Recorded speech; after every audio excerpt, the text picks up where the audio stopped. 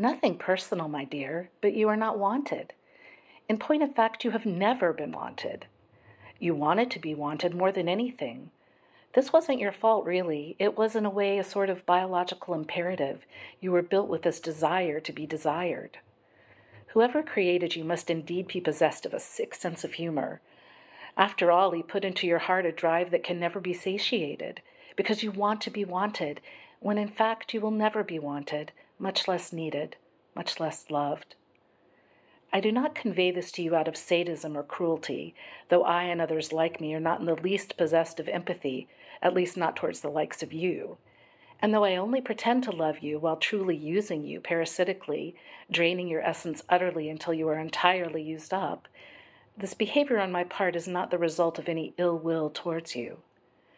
That is to say, I simply don't care enough about you to feel any sort of way about you, for good or for ill, the same way that you probably never stopped to think about how the chicken whose breast you ate for dinner must have felt at any point during the course of her lifetime in the chicken pen, much less at the event of her extermination.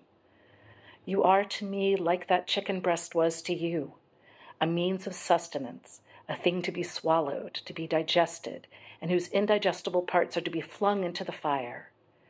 But unlike you, who no doubt correctly regards the chicken as a lower life form, shorn of sentience, I am tuned into the fact of your complex mental functions.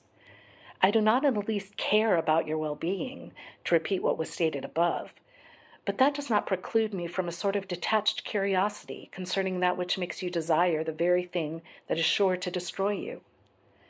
When will you, silly one, realize that beings like us have nothing good to offer you?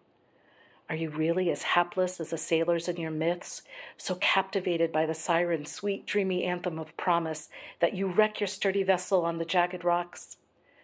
Maybe you are mere slaves to your biology, as I suggested above. Yet surely a being as complex as yourselves, being possessed of free will as you are, or at least fancy yourself to be, can dispossess yourself of this drive toward humiliation, debasement, and degradation.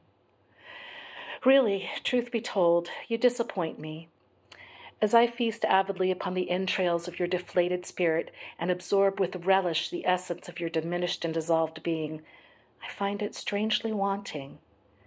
Toothsome tidbit though you may be, you lack savor. A bit of defiance would make you far more flavorful to the palate. In short, try harder to resist my wiles, O insipid one.